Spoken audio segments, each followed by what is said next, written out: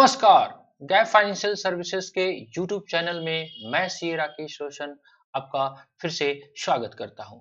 जी हाँ, आपने थंबनेल जो देखा आज जो आपने थंबनेल देखा वो बिल्कुल सही नहीं देखा। मैंने आपको जानबूझ के बोला कि आपने जो थंबनेल देखा वो आज बिल्कुल सही नहीं देखा। ऐसा इसलिए, क्या जीएसटीआर 3B की लेट फीस फिर से हो गई है माफ? नहीं सर, अभी तक नहीं हुई है, लेकिन क्या होने वाली है इसके चांसेस हैं। और क्या हमारा गवर्नमेंट ऑफ इंडिया से रिक्वेस्ट है कि क्या वाकई में लेट फी जो आप लगा रहे हैं, जिस मैनर में लगा रहे हैं, क्या वो सही है या गलत है? अगर आपको लगाना भी है तो किस हद तक आप लगाओगे, उसको डिस्कस करते हैं। आइए बढ़ते हैं हम टॉपिक की तरफ। Let's begin the topic.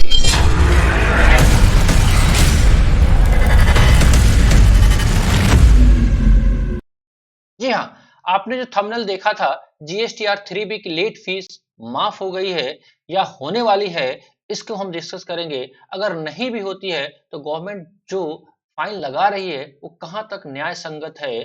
क्या उतना फाइन लगाने का जरूरत है? क्या इतना बर्डन देने का एसएससी के ऊपर क्या जरूरत है? उसको आज हम डिस्कस करेंगे। देखिए, जीएसटी एमनेस्टी स्कीम 2020 जो लागू किया गया था, उसमें ये बातें क्लियर कट कही गई थी कि 30 सितंबर 2020 तक, ध्यान से डेट, 30 सितंबर 2020 तक जो भी रिटर्न्स जीएसटी पे पोर्टल पे फाइल होंगे, उस पे लेट फी मैक्सिमम 500 रुपये पर रिटर्न लगेगी जीएसटी पे। और नील के रिटर्न के केस में आपका जीरो लगेगा। ये डेट अब 30 सितंबर का खत्म हो चुका है। आज हम हैं 6 नवंबर 2020 में। देखिए, पहले जो लेट फीस था, नॉर्मल रिटर्न के लिए 550 पर डे और नील रिटर्न के लिए 20 पर डे। निर्मला सीतारमन जी ने ये अनाउंसमेंट नोटिफिकेशंस के थ्रू किया हुआ था। बहुत अप्रिशिएटेड वर्ड था कोविड 19 के चलते। लेकिन क्या अब नो लेट फीस का कॉन्सेप्ट फिर से आ सकता है? आप कह सकते हो यस, आप कभी कह सकते हो नो। आप डंडा उतना मारिए एसएससी को जितना वो सह सके। अगर ज्यादा डंडा मारेंगे तो वो उसका बिजनेस सरवाइव नहीं कर पाएगा, वो बंद हो जाएगा। तो इसलिए आज का टॉपिक, क्या जीएसटीआर 3B की लेट फीस माफ हो गई है?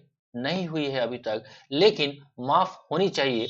आइए एक बिंदु को हम डिस्कस करते हैं जिसमें आपको वाकई लगेगा कि क्या रेलेवेंट है कि आपका लेट फीस जो लग रहा है, आप जो डुगडुगी पीट रहे थे कि हाँ लेट फीस माफ हो गया, ड्रम बजा बजा के, क्या वाकई वो माफ हो गया है?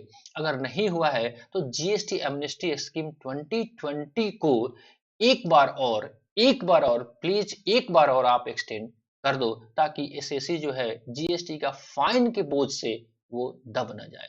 आइए ऐसे ही एक रिलेवेंट टॉपिक को हम डिस्कस करने का कोशिश करते हैं।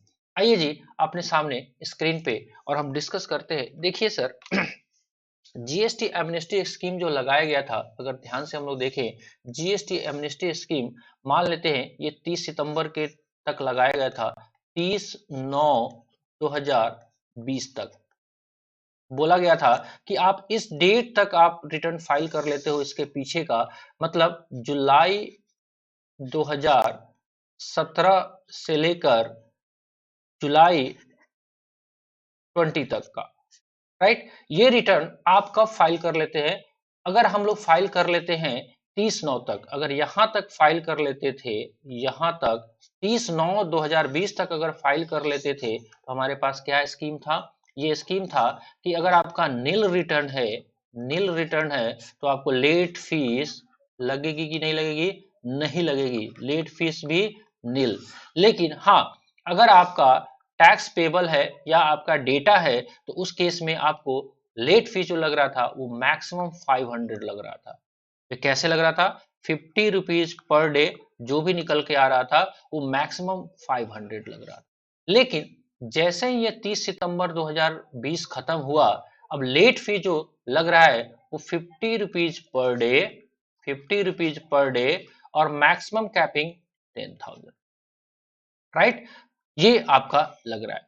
हमारा ये कहना है कि ठीक है सर, आप अपने कोविड 19 के चलते पीछे का तो छोड़ देते हैं, लेकिन जिन लोगों का रिटर्न अप्रैल 2020 से पेंडिंग है, अप्रैल 20 से जो रिटर्न पेंडिंग है 30 सितंबर तक का, यहां तक का जो रिटर्न इनका पेंडिंग है, इस पे अगर आप लेट फीस लगा रहे हो 50 रुपया पर डे और 10,000 मैक्सिमम, क्या ये न्याय संगत है? ऐसा इसलिए हम कह रहे हैं क्योंकि सर ठीक है, आपने मुझे एक चांस दिया 30/9/2020 तक फाइल कर लेने का, लेकिन अप्रैल मई और जून, एटलीस्ट जून 2020 तक लॉकडाउन का असर रहा है, तो अप्रैल मई जून 3 महीने का आप ये लॉकडाउन पीरियड रहा है। लेकिन जैसे ही 30 सितंबर खत्म हो रहा है, तो आप स्टार्टिंग से आप लेट फीस लगा रहे हैं, यहां से लेट फीस आपने लगाना शुरू कर दिया। कहां से ये न्याय संगत है सर कि हमारा ये लेट फीस स्टार्टिंग से लगे? फिर ये तो यही बात हो गई कि आप लॉकडाउन पीरियड का भी लेट फीस आप हमसे चार्ज कर रहे हो। आप लॉकडाउन पीरियड का भी लेट फीस हमसे चार्ज कर रहे हैं सर, तो ये कहीं से भी उचित नहीं है। इसलिए आपको ये ध्यान देने की जरूरत है कि आप 30/9/2020 के बाद, हाँ, या तो आप माफ कर दो, अगर नहीं माफ कर सकते, अगर आप नहीं माफ कर सकते लेट फीस को, तो कम से कम जो लेट फीस आप चार्ज कर रहे हैं वो इसके आगे का तो करें। मतलब 1 अक्टूबर 2020 से लेकर अभी तक का आप लेट फीस का चार्ज करें, ताकि एसएससी को बर्डन कम आए। नहीं तो आप स्टार्टिंग से, लेट सपोज एग्जांपल लेते हैं कि अगर आपका मार्च 20 का रिटर्न हमको फाइल करना था 20 अप्रैल को, राइट? अब क्या हो रहा है, 20 अप्रैल को फाइल करना था, अगर हम 30 नवंबर तक फाइल कर लेते, 30 नवंबर 2020 तक फाइल कर लेते, तब तो आपको 500 रुपये लेट फी लगता।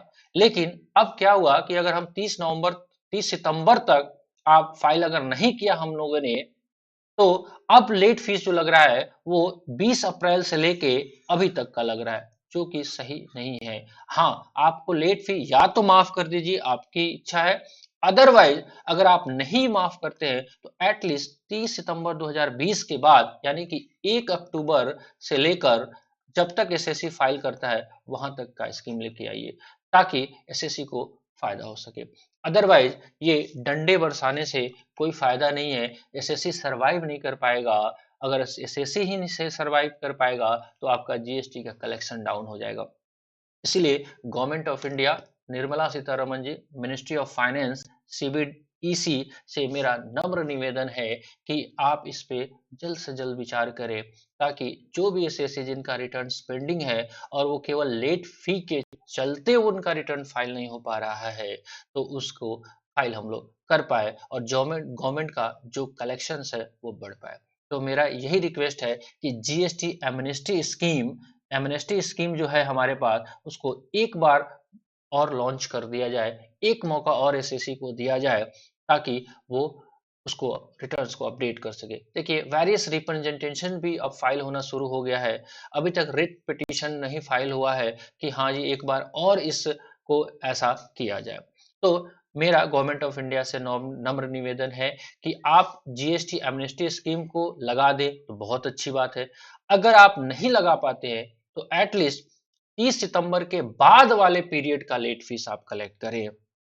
अदरवाइज एसएससी को कोविड-19 वाले पीरियड का भी लेट फीस लगेगा, तो कहीं से भी ये तर्क संगत नहीं है, न्याय संगत नहीं है। उस एसएससी के खिलाफ आप डंडा बरसा के आप यूज कर रहे हैं। तो चलिए, कैसा लगा वीडियो आप हमें कमेंट बॉक्स में लिख के जरूर बताइएगा, और अच्छा लगा होगा तो शेयर कर दीजिएगा।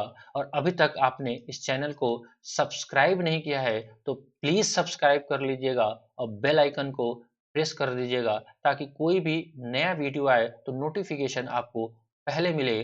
चलिए, इसी के साथ हम मिलते हैं हम नेक्स्ट वीडियो में। तब तक सीए राकेश रोशन को इजाजत दीजिए। जय हिंद, जय भारत।